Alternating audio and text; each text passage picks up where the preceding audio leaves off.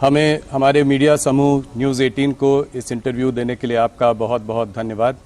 आप बहुत दिनों बाद मीडिया से बात कर रहे हैं, दूसरी पारी में पहली बार। मैं एक अलग रुख देख रहा हूं इस बार मुख्यमंत्री का। एक नई उत्साह है, एक नई उमंग है, और मैं ये देख रहा हूं कि इस बार इकोनॉमी पे बहुत बड़ा फोकस है, इस बार रिफॉर्म्स पर फोकस है। और आपने बहुत मेहनत की है पिछले कुछ महीनों में ग्लोबल इन्वेस्टर्स समिट करने की, जो कि अभी कुछ ही दिनों में होने वाला है।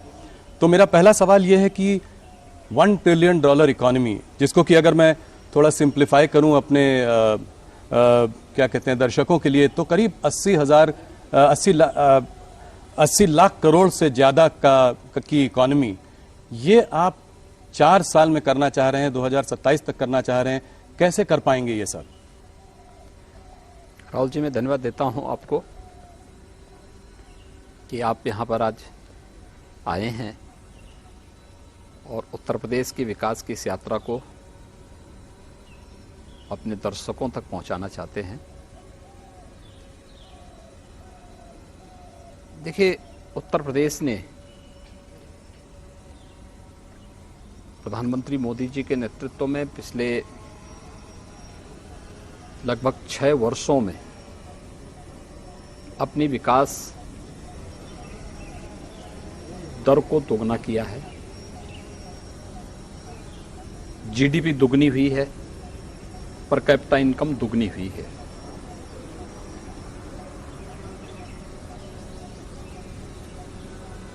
उत्तर प्रदेश $1 ट्रिलियन की इकोनॉमी बने। प्रधानमंत्री मोदी जी ने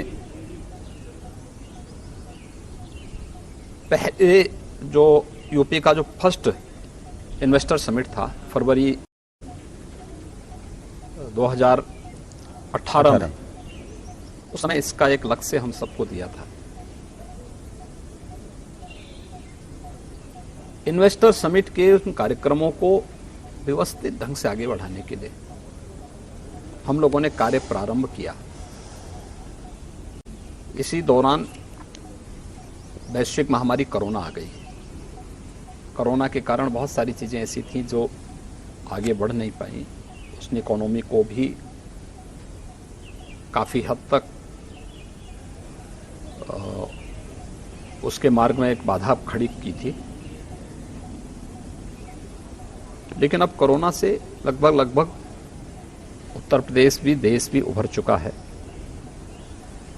अब हमारे सामने था कि हम इसके लिए क्या नया प्रयास प्रारंभ करें। और अगर वास्तव में यूपी जैसे स्टेट की 25 करोड़ जनता के जीवन में परिवर्तन लाना है,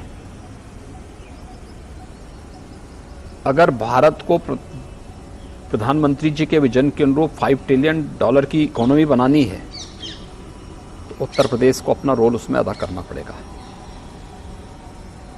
इसके लिए व्यापक रिफॉर्म किए गए। उन सेक्टर्स की पहचान हुई जिनमें यहाँ पे निवेश हो सकता था। 25 ऐसे सेक्टर निकले, उनकी पॉलिसी बनाई गई।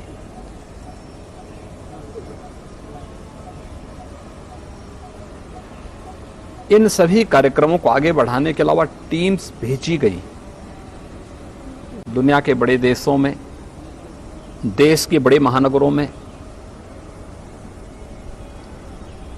और आज मुझे इस बात की संतुष्टि है कि जब ग्लोबल इन्वेस्टर समिट की नज़दीक तिथि आ रही है, तो उत्तर प्रदेश में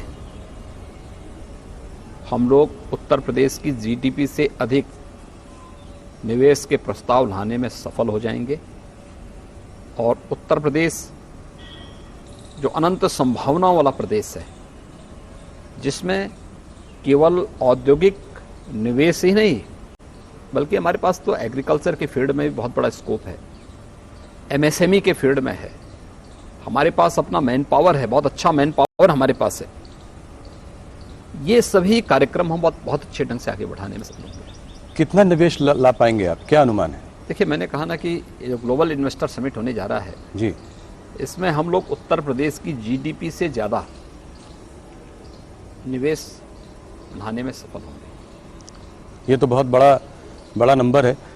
एक चीज़ ये बताएं कि 4 साल में अगर आपको ये लक्ष्य हासिल करना है एक $1 ट्रिलियन इकोनॉमी का, तो आपको 4 गुना आज की इकोनॉमी को करना पड़ेगा, अर्थात करीब 25% की रेट से ग्रो करना होगा।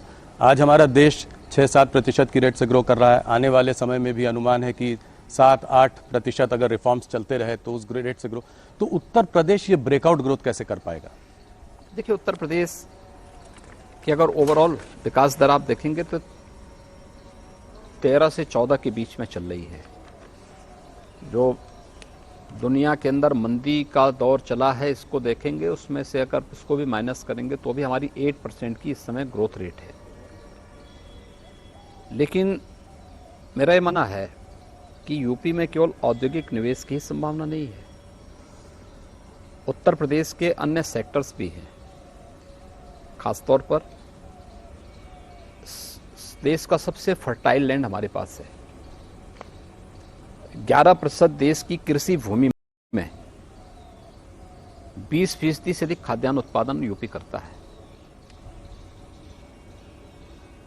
मेरा मानना है कि अभी इसमें हम लोग थोड़ा और प्रयास करेंगे तो 8.5% की कृषि विकास दर को हम डबल डिजिट में पहुंचाने में सफल होंगे। और इस दिशा में पिछले 9 वर्ष के अंदर भारत सरकार के स्तर पर और पिछले 6 वर्ष के अंदर राज्य सरकार के स्तर पर जो प्रयास प्रारंभ हुए हैं, उसके परिणाम आते हुए दिखाई देंगे। इसके अलावा यूपी का जो परंपरागत उद्यम था एमएसएमई का, 96 लाख एमएसएमई यूनिट यूपी के पास मौजूद हैं। सरकार ने उसको थोड़ा प्रोत्साहित किया, थोड़ा पुशअप किया। परिणाम है उसने यूपी के एक्सपोर्ट को दुगने से अधिक कर दिया। रोजगार की अनंत संभावनाओं वाला फील्ड है हमारे पास। इस पे हम थोड़ा प्रयास प्रारंभ करें, यह यूपी के विकास दर को और आगे बढ़ाने में मदद करेगा। तीसरा, यूपी के पास जो इंफ्रास्ट्रक्चर है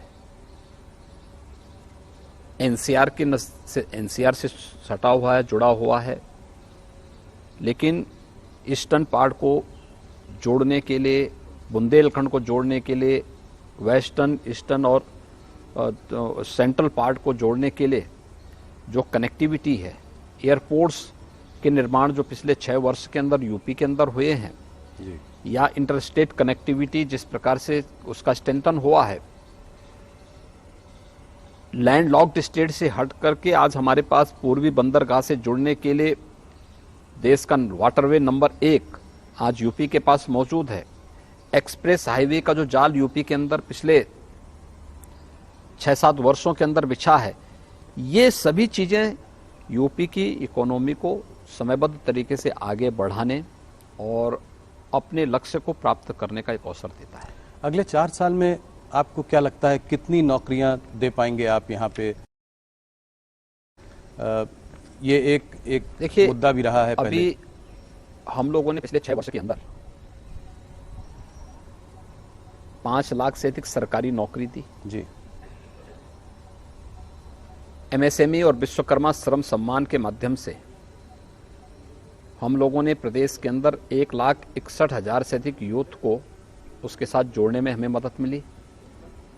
प्रदेश के अंदर प्रधानमंत्री मुद्रा योजना और मुख्यमंत्री युवा स्वरोजगार योजना और अन्य तमाम योजनाओं के माध्यम से हम लोग 60 लाख से अधिक व्यापारी और उद्यमियों को आर्थिक स्वावलंबन के साथ जोड़ने में हमें मदद मिली। यह हमारे पिछले 5-6 वर्षों का है। अगले 6 वर्ष के अंदर जिस प्रकार से लोगों ने और दुनिया के उद्यमी और निवेशकों ने यूपी में रुचि ली है, अगर इन सब के परिणाम अगर आप देखेंगे तो मेरा ये मानना है कि यूपी लाखों नौजवानों को नौकरी की सुविधा यहाँ पर देने में सफल होगा। एक आंकड़ा दीजिए, अगले 4 साल में जैसे जैसे $1 ट्रिलियन की तरफ बढ़ेंगे तो कितनी प्राइवेट सेक्टर नौकरियां क्रिएट हो सकती हैं? देखिए, मैंने कहा ना, ये अभी मैंने एक सेक्टर की मैं बात कर रहा हूँ, लेकिन हमारे पास अभी एमओयू चल रहे हैं, बड़े पैमाने पे लोगों ने रुचि ली है। एमओयू की प्रकृति और इन सब को लेकर के 10 फरवरी को हम इसकी घोषणा भी करेंगे कि अगले 2 साल 4 साल के अंदर हम कितने निवेश को कितने समय के अंदर करवाने में सफल होंगे और कितने युवाओं के लिए नौकरी और रोजगार की संभावनाओं को भी हम जमीनी धरातल पर लाने में सफल होंगे, इसकी भी घोषणा होगी। लेकिन मैं कह सकता हूँ लाखों की संख्या होगी।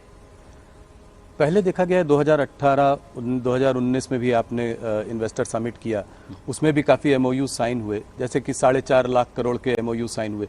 तो इसमें कन्वर्जन कितना हुआ, मतलब कितना निवेश आया? देखिए, मैंने तब भी कहा था कि यूपी में हम उतना निवेश करवाने में सफल होंगे, उतना हम लोग एमओयू कराएंगे जितना यूपी की वार्षिक बजट होगा। 4,28,000 का हमारा वार्षिक बजट उस समय था जी। हमारे पास 4,68,000 करोड़ रुपए के प्रस्ताव आए थे। और मुझे प्रसन्नता है कि कोविड-19 के बावजूद हम लोग लगभग 4 लाख करोड़ के निवेश प्रस्तावों को जमीनी धरातल पर उतारने में सफल हुए। 4 लाख करोड़ 4 लाख करोड़ से अधिक के। इसमें बहुत सारी यूनिट तो अब प्रोडक्शन भी शुरू कर दी है। अगर आप देखेंगे, आपके मथुरा में पेप्सिको का जी जो कारखाना लगा है, जो यूनिट लगी है, लगभग 1200 करोड़ रुपए की लागत से, और बहुत अच्छा उसने उत्पादन शुरू किया वहाँ पे। यूनिलीवर का हमीरपुर में जी। ऐसे ही डाटा सेंटर आपके ग्रेटर नोएडा में लग चुका है। ऐसे ही आपका जो है सैमसंग का डिस्प्ले यूनिट, ये पहली बार देश की फर्स्ट यूनिट थी। ऐसे हजारों यूनिट यूपी के अंदर अपना प्रोडक्शन भी शुरू कर चुकी है। कौन कौन से सेक्टर्स में आप देख रहे हैं कि निवेश आएगा, इन्वेस्टमेंट आएगा? देखिए, सभी 75 जो 25 के 25 सेक्टर हम लोगों ने तय किए थे, सभी में प्रस्ताव प्राप्त हुए हैं। खासतौर पर अगर आप देखेंगे तो औद्योगिक विकास के साथ साथ यूपी के अंदर इलेक्ट्रिक व्हीकल के उसमें आईटी और आईटीएमएस के क्षेत्र में भी काफ़ी प्रस्ताव प्राप्त हुए हैं। फूड प्रोसेसिंग के क्षेत्र में प्राप्त हुए हैं। अलग अलग जो 25 बायोफ्यूल के लिए हुए हैं, रिन्यूएबल एनर्जी के उसमें हुए हैं, बहुत सारे सेक्टर हैं। उन सभी 25 सेक्टर्स में ये थोड़ा मुझे वाइब्रेंट गुजरात की याद दिलाता है। आप लगता है कि उस मॉडल से कुछ प्रभावित हैं? कुछ मोदी जी का इसमें इनपुट, कुछ टिप्स वगैरह उनसे लिए? कुछ देखिए, सारी प्रेरणा प्रधानमंत्री मोदी जी की है और इन सब बातों को लेकर के हम राज्यों के साथ भी अपने अनुभव को शेयर करते हैं, उनकी पॉलिसीज को भी देखते हैं कि इन राज्यों ने कहाँ पर क्या अच्छा किया है और फिर उसके अनुरूप फिर अपनी पॉलिसी भी तैयार करते हैं। योगी जी, आपका विजन बहुत बड़ा है, सराहनीय है। देखते हैं आगे 4 सालों में कैसे निवेश आता है, उत्तर प्रदेश कैसे प्रगति करता है। कुछ चीज़ें जरूरी हैं अगर आप चाहते हैं कि यहाँ पर इन्वेस्टमेंट आए, जैसे कि law and order situation Uttar Pradesh में, जो कि पिछले 5 सालों में आपने, बल्कि 6 सालों में आपने बहुत अच्छी की है। ईज ऑफ डूइंग बिजनेस भी एक इम्पॉर्टेंट मुद्दा रहेगा।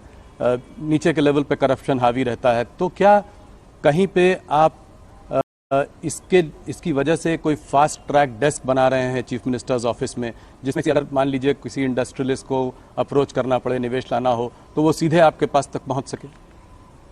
देखिए, पास पहुंचने की अब नौबत ही नहीं आएगी। उत्तर प्रदेश की लॉ एंड ऑर्डर, इसने यूपी के परसेप्शन को देश और दुनिया के सामने चेंज करके रख दिया है जी, और इसको हर व्यक्ति स्वीकार करता है। एक दूसरा है कि कोई भी निवेशक आज हमारे साथ एमओयू कर रहा है तो हमने उसको सिंगल विंडो प्लेटफॉर्म उपलब्ध करवाया है, जहां पे 350 से अधिक क्लियरेंस उसको एक साथ एक प्लेटफॉर्म में उपलब्ध हो जाएंगे बिना किसी क्या वॉल स्ट्रांग ना हो